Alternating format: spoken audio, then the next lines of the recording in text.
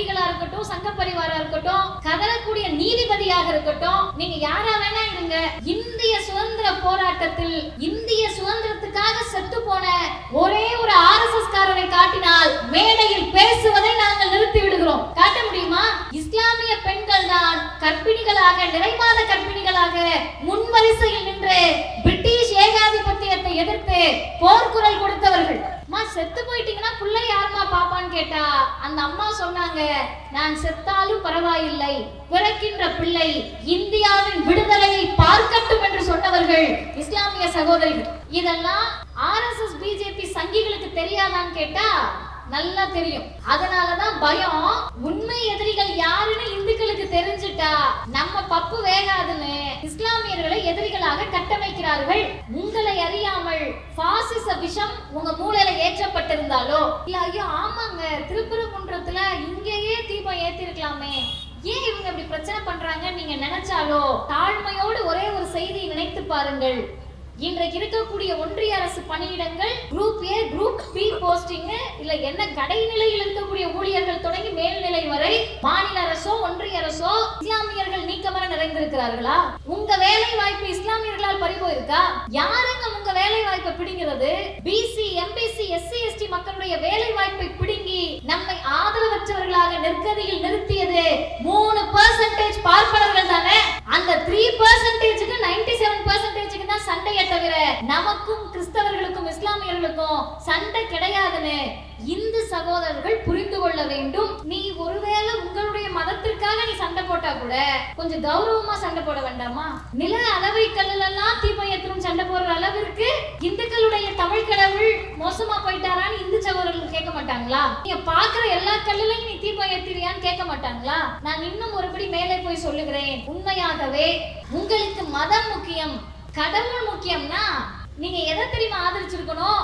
100 வருடமாக எந்த இடத்தில் தீபம் ஏற்றப்பட்டதோ அதே இடத்தில் தமிழ்நாட்டினுடைய ஆற்றல் வாய்ந்த முதலமைச்சருடைய முன்னெடுப்பால் தீபம் ஏற்றப்பட்டிருக்கிறது. ஆனா நீ என்ன ஃபார்வர்ட் பண்ணிட்டு இருக்க? ஐயோ இந்துக்களே தீபம் ஏத்த விடல, தீபம் ஏத்த விடல. அது போய் தீபம் ஏற்றப்பட்டது.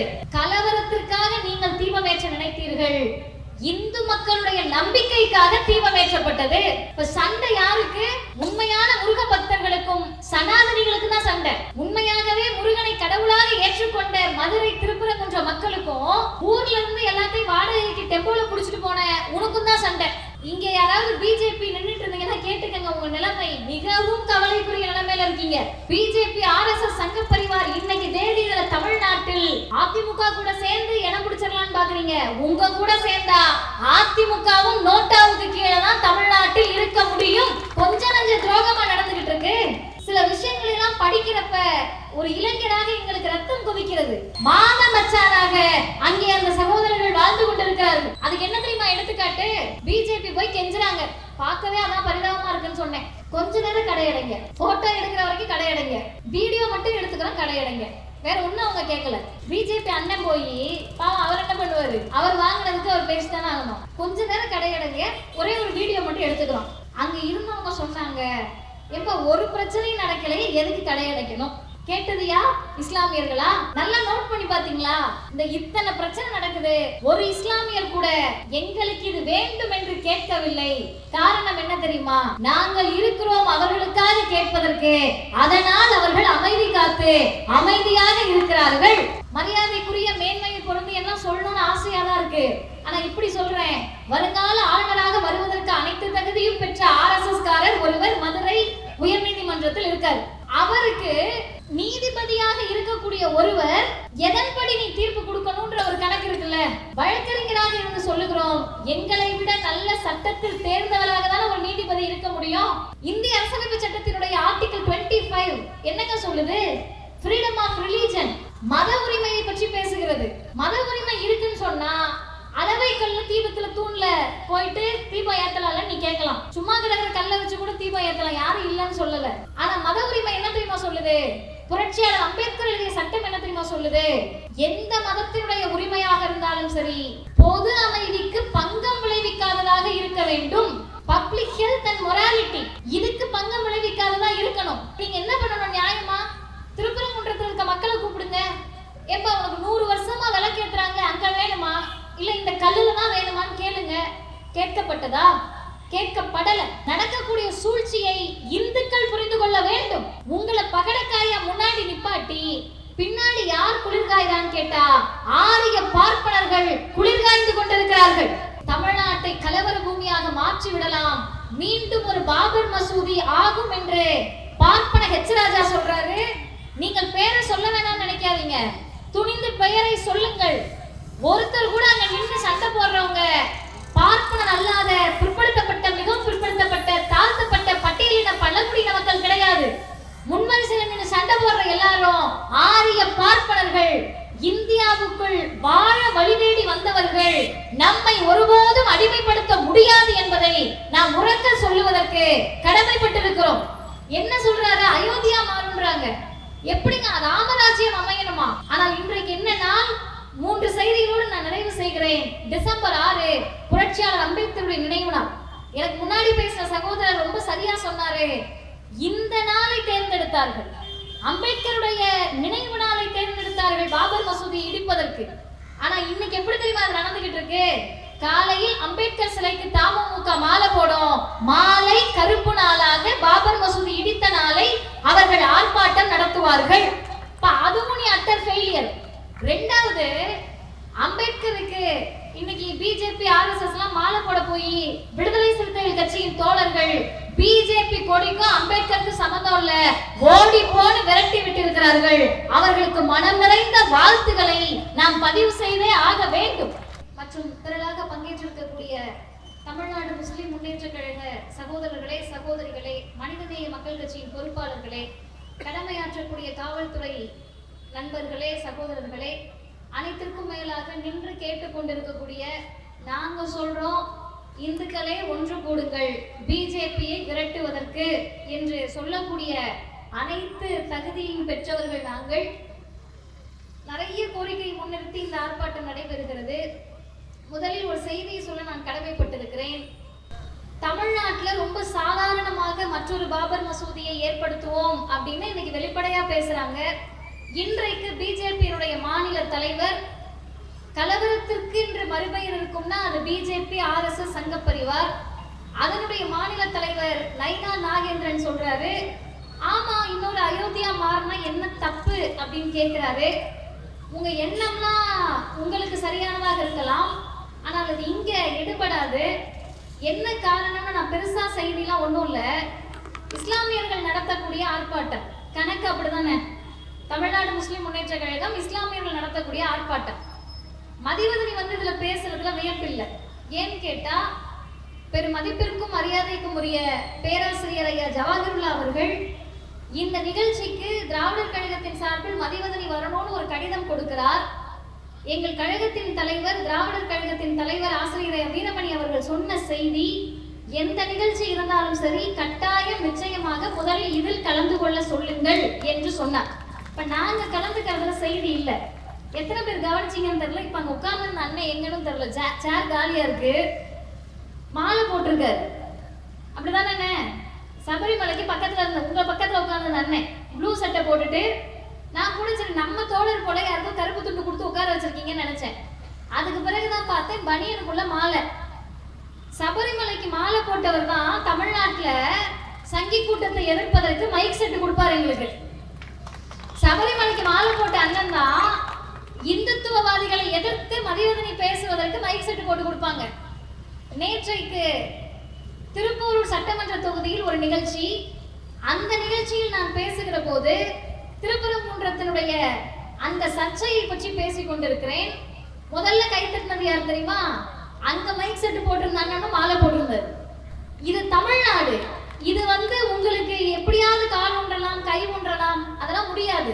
காரணம், ஒரு பகுதியிலையும் இது தடை செய்யப்பட்ட பகுதின்னு ஒரு மாநிலத்துல இல்ல ஒரு ஊருக்குள்ளேயும் இருக்கும்.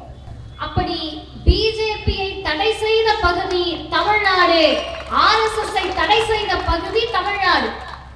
ஏன் தடை பண்றோம் கேட்டா, ஆர்எஸ்எஸும் பிஜேபியும் இஸ்லாமியர்களுக்கு எதிரானது என்பதற்காக அல்ல, அது கிறிஸ்தவர்களுக்கு எதிரானது என்பதற்காக அல்ல. நின்று கேட்கக்கூடிய இந்துக்களுக்கும் சேர்த்து ஆர்எஸ்எஸ் பிஜேபி எதிரானது, ஆபத்தானது. அதனால் எதிர்க்கிறோம். எனக்கு முன்னாடி பட்டியலிட்டு சொன்னாங்கல்ல, கொரோனா காலத்தில் மனிதநேய மக்கள் கட்சி தமுமுக என்ன செய்ததுன்னு சொல்லி. உங்க எல்லாருக்கும் தெரிந்த செய்திதான். ஆனால் நீங்க என்ன செஞ்சீங்க, நீங்க சொல்றதை விட நாங்க நன்றி உணர்ச்சியோடு சொல்ல கடமைப்பட்டிருக்கிறோம். அப்பா செத்தா புள்ள பார்க்க முடியாது, புள்ள செத்து போனா கை குழந்தையா இருந்தா கூட அம்மா போய் கட்டி அணைச்சு முத்தம் கொடுக்க முடியாது கடைசி நேரத்துல கூட. அப்படி கொடுமையான தொற்று. இவங்க என்ன தெரியுமா பண்ணாங்க, இஸ்லாமியர்களுடைய பிணத்தை மட்டும் எடுப்போம் அப்படின்னு செய்தி கொடுக்கல, இஸ்லாமியர்களுக்கு மட்டும்தான் ஆம்புலன்ஸ்ல இடம் அப்படின்னு இவங்க தகவல் கொடுக்கல. யார் செத்து மடித்திருந்தாலும், நீ எங்களை எதிர்க்கக்கூடிய சங்கியாக இருந்தாலும் சரி, உன் பிணத்தை நாங்கள் சுமப்போம் என்று சுமந்தவர்கள் மனிதநேய மக்கள் கட்சியை சார்ந்தவர்கள், தமுமுகவை சார்ந்த சகோதரர்கள். ஏன் சகோதரர்கள் சொல்றோம்னா, எவ்வளவு பெரிய ஜனநாயகம் தமிழ்நாட்டில் இருக்கிறது. ஏக இறைவனின் திருப்பெயரால் தான் நீங்க நிகழ்ச்சி ஆரம்பிப்பீங்க. நிகழ்ச்சியை மட்டும் இல்ல, நாம ஏதாவது போன்ல சொன்னோம்னா, துபாயில இருந்தோ குவைத்ல இருந்தோ சவுதியில இருந்தோ அண்ணனுங்க யாராவது பேசினாங்கன்னா நிச்சயம் நீங்க வரணும்னு சொல்லுவாங்க. சரிங்கன்னா வரோன்னு சொன்னா அவர்களுடைய மொழியில் இன்ஷா அல்லாஹ்னுவாங்க. என்ன அர்த்தம்? இறைவன் விருப்பப்பட்டால் நீங்க வர முடியும்னு வாங்க.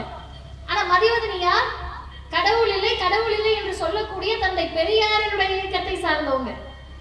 எது எங்களை இணைக்கிறது? இதுக்கு முன்னாடி பேசின அண்ணன் நெத்தியில தின்னூறு, மதிவதனி கருப்பு சட்டை, எல்லாருக்கும் கருப்பு துண்டு கொடுத்தாங்க, எனக்கு கொடுக்கல, ஏன்னா எங்களுடைய உடையே கருப்பு, அதனால துண்டு கொடுக்கல. எது இணைக்கிறது? மாலை போட்டிருக்க அண்ணனையும் கருப்பு சட்டை போட்டு கடவுள் இல்லை என்று சொல்லக்கூடிய மதிவதனியையும். முழக்கத்தில் முதல் முழக்கமே ஒன்றே குலம் ஒருவனே தேவன். அந்த முழக்கத்தை நான் சொல்லல, ஆனால் எந்த முழக்கம் எங்களை இணைக்கிறது? யாதும் ஊரே யாவரும் கேளீர் என்ற முழக்கம் உங்களையும் எங்களையும் இணைக்கிறது. மனித நேயம் எங்களை இணைக்கிறது. அந்த வகையில் எல்லா நேரத்திலும் மனித நேயத்தை முன்னிறுத்தக்கூடியவர்கள் என்பதால் தான் ஒரு அரசியல் கட்சியை தொடங்குகிறார்கள். இயக்கத்திலிருந்து அது கட்சியாக உருவெடுக்கிறது. அவர்கள் நினைத்திருந்தால் எந்த பெயரில் வேண்டுமானாலும் கட்சி ஆரம்பித்திருக்கலாம். ஆனால் பேராசிரியர் எந்த பெயரை முன்னிறுத்தினார் என்றால், மனிதநேயம் தான் முதன்மை, மனிதநேய மக்கள் கட்சி என்று அரசியல் கட்சிக்கு பெயர் வைத்தவர்கள். இதெல்லாம் எதுக்கு சொல்லிக்கிட்டு இருக்கோம்னா, அவங்க பெருமையை சொல்லுவதற்காக அல்ல. இவர்கள் நம்முடைய எதிரிகள் அல்ல. யார் இந்த இந்தியாவை கொண்டாட முடியும், சொந்தம் கொண்டாட முடியும் பட்டியலிடுவோமே. இந்தியாவை யார் சொந்தம் கொண்டாட முடியும்? இந்துக்களுடைய நாடா? ஆமா. இஸ்லாமியர்களுடைய நாடா? ஆமா. கிறிஸ்தவர்களுடைய நாடா? ஆமா. பௌத்தர்களுடைய நாடா? ஆமா. நாத்திகர்களுடைய நாடா? ஆமா. இந்திய அரசமைப்பு சட்டம் என்ன சொல்லுது? மதச்சார்பற்ற நாடு இந்தியா, செக்யூலர் ஸ்டேட். இது யார் அப்பா விட்டு நாடு கிடையாதுன்றத இந்திய அரசியலமைப்பு சட்டம் சொல்கிறது. இது எனக்கான நாடு நாங்க சொல்ல கொண்டாட முடியுமா? இது அனைவருக்கும் நாடு. ஆனாலும் யாரோ ஒருவர் முதன்மை வரிசையில் நின்று இந்திய சுதந்திரம் எங்களால் கிடைத்ததுன்னு மார்தட்டி சொல்ல முடியும்னா, இஸ்லாமியர்கள் தான் முதலில் அதை சொல்ல முடியும். வரலாற்று தகவலோடு சொல்லுகிறேன். நம்ம கணக்கெடுப்புமே, இன்னைக்கு வந்து குதிக்கிற சங்கிகளா இருக்கட்டும், சங்க பரிவாரா இருக்கட்டும், கதறக்கூடிய நீதிபதியாக இருக்கட்டும், நீங்க யாரா வேணா இருங்க, இந்திய சுதந்திர போராட்டத்தில் இந்திய சுதந்திரத்துக்காக செத்து போன ஒரே ஒரு ஆர்எஸ்எஸ் காரரை காட்டினால் மேடையில் பேசுவதை நாங்கள் நிறுத்தி விடுகிறோம். காட்ட முடியுமா? எந்த ஆர்எஸ்எஸ் காரர் காவி துண்டோடு இந்திய சுதந்திரத்துக்காக போராடினது? எந்த இந்துத்துவவாதி இந்தியா விடுதலை பெறணும்னு போராடினது? எப்படியாவது அவங்க மொழியை கத்துக்கிட்டு அவங்களுக்கு அடிமை சேவகம் செய்யலாம் என்று ஆரிய பார்ப்பனர்கள் முன்வரிசையில் நின்றார்கள். ஆனா இஸ்லாமியர்கள் என்ன தெரியுமா பண்ணாங்க? இருக்கக்கூடிய இஸ்லாமிய சகோதரிகள், நீங்கள் எந்த விதமான சின்னதா கூட உங்களுக்கு பதட்டமோ பயமும் தேவையில்லை. நாம் வாழ்ந்து கொண்டிருப்பது தமிழ்நாட்டில் சகோதரிகளே. இது உங்களுக்கான மண், இது உங்களுக்கான இடம், இது உங்களுக்கான நாடு. நமக்கு எந்த வகையில அச்சம் இருக்க தேவையில்லை. நீங்கள் எப்படி உரிமை கொண்டாடலாம்னு கேட்டா, கர்ப்பிணி பெண்கள் இந்திய சுதந்திர போராட்டத்துல கலந்துக்கிட்டாங்கன்னா ஆமா. ஆனா முதலில் கர்ப்பிணியாக இருந்து எந்த சமூகத்தை சார்ந்தவங்க இந்தியாவுக்கு விடுதலை வேணும்னு கேட்டாங்க? இஸ்லாமிய பெண்கள் தான் கர்ப்பிணிகளாக, நிறைமாத கர்ப்பிணிகளாக முன்வரிசையில் நின்று பிரிட்டிஷ் ஏகாதிபத்தியத்தை எதிர்த்து போர்க்குரல் கொடுத்தவர்கள். அம்மா செத்து போயிட்டீங்கன்னா பிள்ளை யாருமா பாப்பான்னு கேட்டா அந்த அம்மா சொன்னாங்க, நான் செத்தாலும் பரவாயில்லை, பிறக்கின்ற பிள்ளை இந்தியாவின் விடுதலையை பார்க்கட்டும் என்று சொன்னவர்கள் இஸ்லாமிய சகோதரிகள். இதெல்லாம் RSS பிஜேபி சங்கிகளுக்கு தெரியாதான்னு கேட்டா நல்லா தெரியும். அதனாலதான் பயம். உண்மை எதிரிகள் யாருன்னு இந்துக்களுக்கு தெரிஞ்சிட்டா நம்ம பப்பு வேகாதுன்னு இஸ்லாமியர்களை எதிரிகளாக கட்டமைக்கிறார்கள். உண்மையாவே இந்தியாவில் யாருக்கு சண்டை? இஸ்லாமியர்களுக்கும் இந்துக்களுக்குமா? எந்த வகையில் சண்டை? சரி, ஒருவேளை இஸ்லாமியர்கள் எதிரிகள் என்று யாராவது ஒரு இந்து நினைச்சா தாழ்மையோடு சகோதரர்களை நினைச்சு பாருங்க. உங்களை அறியாமல் பாசிச விஷம் உங்க மூளையில ஏற்றப்பட்டிருந்தாலோ, இல்ல ஐயோ ஆமாங்க திருப்பரங்குன்றத்துல இங்கேயே தீபம் ஏத்திருக்கலாமே, ஏன் இவங்க இப்படி பிரச்சனை பண்றாங்க நீங்க நினைச்சாலோ, தாழ்மையோடு ஒரே ஒரு செய்தியை நினைத்து பாருங்கள். இன்றைக்கு இருக்கக்கூடிய ஒன்றிய அரசு பணியிடங்கள் group A group B posting இல்ல என்ன கடைநிலையில் இருக்கக்கூடிய ஊழியர்கள் தொடங்கி மேல்நிலை வரை மாநில அரசோ ஒன்றிய அரசோ இஸ்லாமியர்கள் நீக்கமர நிறைந்திருக்கிறார்களா? உங்க வேலை வாய்ப்பு இஸ்லாமியர்களால் பறிபோயிருக்கா? யாருங்க உங்க வேலை வாய்ப்பை பிடிங்கிறது? பிசி எம்பிசி எஸ்சி எஸ்டி மக்களுடைய வேலை வாய்ப்பை பிடுங்கி நம்மை ஆதரவற்றவர்களாக நெருக்கடியில் நிறுத்தியது 3% பார்ப்பனர்கள் தானே. அந்த 3%க்கு 97%க்கு தான் சண்டையை தவிர நமக்கும் கிறிஸ்தவர்களுக்கும் இஸ்லாமியர்களுக்கும் சண்டை கிடையாதுன்னு இந்து சகோதரர்கள் புரிந்து கொள்ள வேண்டும். அவர்கள் புரிந்து வைத்திருக்கிறார்கள். எப்படி சொல்றோம்னா, திருப்பரங்குன்றத்துல தீபம் ஏத்துறது உண்மையாகவே சொல்றேன், சங்கிகளை பார்த்து பரிதாபமாக இருக்கிறது. நீ ஒருவேளை உங்களுடைய மதத்திற்காக நீ சண்டை போட்டா கூட கொஞ்சம் கௌரவமா சண்டை போட வேண்டாமா? நில அளவை கல்லெல்லாம் தீபம் ஏற்றணும் சண்டை போடுற அளவிற்கு இந்துக்களுடைய தமிழ் கடவுள் மோசமா போயிட்டாரான்னு இந்து சகோதரர்கள் கேட்க மாட்டாங்களா? நீங்க பாக்குற எல்லா கல்லுலையும் நீ தீபம் ஏத்திரியான்னு கேட்க மாட்டாங்களா? நான் இன்னும் ஒருபடி மேலே போய் சொல்லுகிறேன். உண்மையாகவே உங்களுக்கு மதம் முக்கியம், கடவுள் முக்கியம்னா நீங்க எதை தெரியுமா ஆதரிச்சிருக்கணும்? 100 வருடமாக எந்த இடத்தில் தீபம் ஏற்றப்பட்டதோ அதே இடத்தில் தமிழ்நாட்டினுடைய ஆற்றல் வாய்ந்த முதலமைச்சருடைய முன்னெடுப்பால் தீபம் ஏற்றப்பட்டிருக்கிறது. ஆனா நீ என்ன ஃபார்வர்ட் பண்ணிட்டு இருக்க? ஐயோ இந்துக்களே தீபம் ஏத்த விடல. அது போய் தீபம் ஏற்றப்பட்டது. கலவரத்திற்காக நீங்கள் தீபம் ஏற்ற நினைத்தீர்கள். இந்து மக்களுடைய நம்பிக்கைக்காக தீபம் ஏற்றப்பட்டது. இப்ப சண்டை யாருக்கு? உண்மையான முருக பக்தர்களுக்கும் சனாதனிகளுக்கு தான் சண்டை. உண்மையாகவே முருகனை கடவுளாக ஏற்றுக்கொண்ட மதுரை திருப்பரங்குன்ற மக்களுக்கும் ஊர்ல இருந்து எல்லாத்தையும் வாடகைக்கு டெம்போல புடிச்சிட்டு போன உனக்கும் தான் சண்டை. மதுரையில திருப்பரங்குன்றத்துல இருக்க யாரும் அங்க நிக்கல. இதை விட கூத்து என்னன்னு கேட்டீங்கன்னா, இங்க யாராவது பிஜேபி நின்றுட்டு இருந்தீங்கன்னா கேட்டுக்கங்க, உங்க நிலைமை மிகவும் கவலைக்குரிய நிலைமையில இருக்கீங்க. பிஜேபி RSS சங்க பரிவார் இன்னைக்கு தேதியில தமிழ்நாட்டில் அதிமுக கூட சேர்ந்து இடம் பிடிச்சிடலான்னு பாக்குறீங்க. உங்க கூட சேர்ந்தா அதிமுகவும் நோட்டாவுக்கு கீழே தான் தமிழ்நாட்டில் இருக்க முடியும். கொஞ்ச நஞ்ச துரோகமா நடந்துகிட்டு இருக்கு. சில விஷயங்கள் எல்லாம் படிக்கிறப்ப ஒரு இளைஞராக எங்களுக்கு ரத்தம் கொதிக்கிறது. இங்க இத்தனை இளைஞர்கள் நிக்கிறாங்கல்ல, காவல்துறை ஏதோ ஒரு பதட்டமான சூழல் வந்துடக்கூடாது, இத்தனை பேர் நமக்கு பாதுகாப்புக்கு இருக்காங்கல்ல. ஆனால் நான் 100% எழுதி கையெழுத்து கூட போட்டு தரேன். 2000 பேர் இருக்கக்கூடிய இஸ்லாமிய நிகழ்ச்சிகளிலும் பேசி இருக்கிறோம், 10,000 பேர் இருக்க நிகழ்ச்சியிலையும் பேசி இருக்கிறோம். காக்கி உடுப்பை விட கருப்பு உடையோடு இருக்கக்கூடிய இந்த சகோதரர்கள் தான் அந்த கூட்டத்திற்கு பாதுகாப்பு.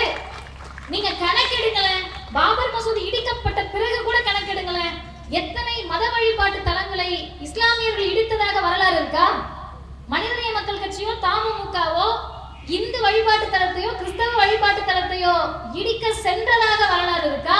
இப்ப எதுவுமே இல்லாத போது RSS என்ன பண்ணுதுன்னு கேட்டா, கிரியேட்டிங் தி ஃபால்ஸ் எனிமி. அதுதான் அவங்களுடைய சித்தாந்தம், பொய்யான எதிரிகளை உருவாக்குவது. ஒண்ணுமே இல்ல, ஐயோ இங்க பாத்தீங்களா முஸ்லிம்லாம் இப்படி ஆயிடுவாங்க, மதம் மாத்திடுவாங்க, இவங்க வந்தாங்கன்னாவே இங்க இருக்கக்கூடிய தேவாலயங்கள் இங்க தர்காக்கள் உருவானா இந்து மத வழிபாட்டு தலத்துக்கு ஆபத்து. யாருனால வழிபாட்டு தலத்துக்கு ஆபத்து? 100 வருடமாக தர்காவும் இருக்கு, அங்க இருக்கக்கூடிய திருப்பரங்குன்ற முருகன் மலையும் இருக்கு. இம்மி அளவு இல்ல, எல் முனை அளவு கூட பிரச்சனை இல்ல, சத்தம் இல்ல, மான மச்சானாக அங்கே அந்த சகோதரர்கள் வாழ்ந்து கொண்டிருக்கிறார்கள். அதுக்கு என்ன தெரியுமா எடுத்துக்காட்டு? பிஜேபி போய் கெஞ்சுறாங்க, பார்க்கவே அதான் பரிதாபமா இருக்குன்னு சொன்னேன். கொஞ்ச நேரம் கடையடைங்க, போட்டோ எடுக்கிற வரைக்கும் கடையடைங்க, வீடியோ மட்டும் எடுத்துக்கிறோம் கடையடைங்க, வேற ஒண்ணும் அவங்க கேட்கல. பிஜேபி அண்ணன் போய் பாவம் அவர் என்ன பண்ணுவாரு, அவர் வாங்கினதுக்கு அவர் பேசித்தானே ஆகணும். கொஞ்ச நேரம் கடையடங்க, ஒரே ஒரு வீடியோ மட்டும் எடுத்துக்கிறோம். அங்க இருந்தவங்க சொன்னாங்க, எப்ப ஒரு பிரச்சனையும் நடக்கலையே எதுக்கு கடையடைக்கணும்? கேட்டதுயா இஸ்லாமியர்களா? நல்லா நோட் பண்ணி பாத்தீங்களா? இந்த இத்தனை பிரச்சனை நடக்குது, ஒரு இஸ்லாமியர் கூட எங்களுக்கு இது வேண்டும் என்று கேட்கவில்லை. காரணம் என்ன தெரியுமா? நாங்கள் இருக்கிறோம் அவர்களுக்காக கேட்பதற்கு. அதனால் அவர்கள் அமைதி காத்து அமைதியாக இருக்கிறார்கள். நீங்க இல்லைன்னா சொல்லுங்களேன், ஒரு ஐஎஸ் ரிப்போர்ட் போயிருக்கணும், இல்ல காவல்துறையில இருந்து ரிப்போர்ட் போயிருக்கணும். மரியாதைக்குரிய மேன்மையை பொருந்தி எல்லாம் சொல்லணும்னு ஆசையா தான் இருக்கு. ஆனா இப்படி சொல்றேன், வருங்கால ஆளுநராக வருவதற்கு அனைத்து தகுதியும் பெற்ற RSS காரர் ஒருவர் மதுரை உயர்நீதிமன்றத்தில் இருக்கார். அவருக்கு நீதிபதியாக இருக்கக்கூடிய ஒருவர் எதன்படி நீ தீர்ப்பு கொடுக்கணும்ன்ற ஒரு கணக்கு இருக்குல்ல. வழக்கறிஞராக இருந்து சொல்லுகிறோம், எங்களை விட நல்ல சட்டத்தில் தேர்ந்தவராக தானே ஒரு நீதிபதி இருக்க முடியும். இந்திய அரசியலமைப்பு சட்டத்தினுடைய ஆர்டிகல் 25 என்னங்க சொல்லுது? ஃப்ரீடம் ஆஃப் ரிலிஜன், மத உரிமையை பற்றி பேசுகிறது. மத உரிமை இருக்குன்னு சொன்னா அளவை கல்ல தீபத்துல தூண்ல போயிட்டு தீபம் ஏத்தலாம்ல நீ கேட்கலாம். சும்மா கிடக்கிற கல்லை வச்சு கூட தீபம் ஏத்தலாம், யாரும் இல்லைன்னு சொல்லல. ஆனா மத உரிமை என்ன தெரியுமா சொல்லுது? புரட்சியாளர் அம்பேத்கர் எழுதிய சட்டம் என்ன தெரியுமா சொல்லுது? எந்த மதத்தினுடைய உரிமையாக இருந்தாலும் சரி, பொது அமைதிக்கு பங்கம் விளைவிக்காததாக இருக்க வேண்டும். பப்ளிக் ஹெல்த் அண்ட் மொராலிட்டி, இதுக்கு பங்கம் விளைவிக்காததா இருக்கணும். இப்ப நீங்க என்ன பண்ணணும்? நியாயமா திருப்பரங்குன்றத்தில் இருக்க மக்களை கூப்பிடுங்க. எப்ப உனக்கு 100 வருஷமா விளக்கேத்துறாங்க, அங்க வேணுமா இல்ல இந்த கல்லுல தான் வேணுமான்னு கேளுங்க. கேட்கப்பட்டதா? கேட்கப்படல. நடக்கக்கூடிய சூழ்ச்சியை இந்துக்கள் புரிந்து கொள்ள வேண்டும். உங்களை பகடக்காயா முன்னாடி நிப்பாட்டி பின்னாடி யார் குளிர்காய்தான் கேட்டா ஆரிய பார்ப்பனர்கள் குளிர்காய்ந்து கொண்டிருக்கிறார்கள். மதத்துக்காக நீ சண்டை போடு, நம்மள சண்டை போட விட்டுட்டு உங்கள் பிள்ளைகளுடைய பள்ளி படிப்பை காவு வாங்கி கொண்டிருக்கிறார்கள். ஏதாவது ஒருத்தவங்க அங்க நின்ன சங்கிமாரு புதிய கல்விக் கொள்கையை எதிர்த்து கேள்வி கேட்டிருக்காங்களாயா? இங்க குழந்தைங்க உட்கார்ந்துருக்கல, இந்த 3வது 5வது 8வதுக்கெல்லாம் பப்ளிக் எக்ஸாம் மோடி சொல்றார், அமித்ஷா சொல்றார், RSS சொல்லுது. நீ என்னைக்காவது ஆர்ப்பாட்டம் பண்ணிருக்கியா? சரி அதெல்லாம் விடு, உங்களுக்கு அது என்னன்னே தெரியாது. பாவத்தை நான் ஏன் அதை கேட்டுட்டு மதுரைக்கு மெட்ரோ ரயில் கொடுக்க மாட்டேங்கிறாங்கல்ல, கேட்டிருக்கியா என்னைக்காவது நீ இறங்கி? ஏன் மதுரைக்கு மெட்ரோ ரயில் இல்ல? எந்த வளர்ச்சி திட்டத்துக்கும் நீங்கள் மூச்சு விடாத போது தமிழ்நாட்டை கலவர பூமியாக மாற்றி விடலாம், மீண்டும் ஒரு பாபர் மசூதி ஆகும் என்று பார்ப்பன ராஜா சொல்றாரு. நீங்கள் பெயரை சொல்ல வேணாம்னு நினைக்காதீங்க, துணிந்து பெயரை சொல்லுங்கள். ஒருத்தர் கூட அங்க நின்று சண்டை போடுறவங்க பார்ப்பனர் அல்லாத பிற்படுத்தப்பட்ட, மிகவும் பிற்படுத்தப்பட்ட, தாழ்த்தப்பட்ட பட்டியலின பழங்குடியின மக்கள் கிடையாது.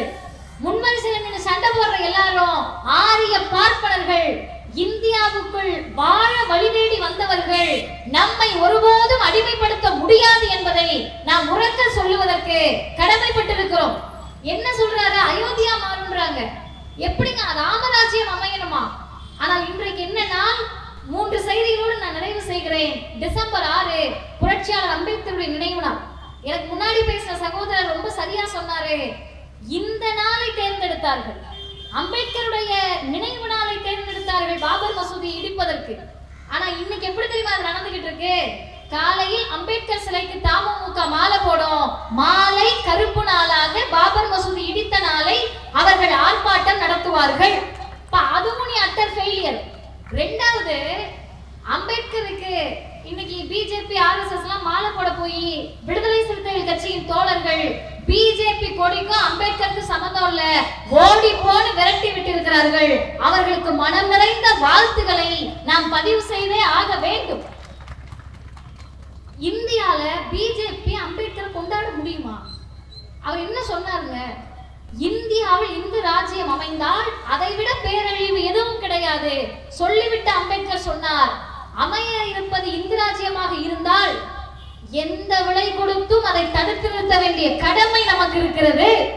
உயிரை கொடுத்தாவது அமைய இருக்கக்கூடிய இந்து ராஜ்யத்தை நாம் தடுத்து நிறுத்த ஆக வேண்டும். ராமராஜ்யம்னா என்ன அர்த்தம்? சமூகனுடைய தலை காவு வாங்கப்படும் அர்த்தம்யா.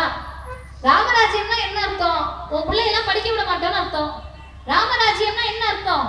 பெண்களை மிக மோசமாக நடத்துவோம்னு அர்த்தம். ராமராஜ்யம் செய்கிறோம் என்று சொன்ன இடங்களில் எல்லாம் பெண்களை மிக மோசமான வன்புணர்வுக்கு ஆளாக்கி இருக்கிறார்கள்.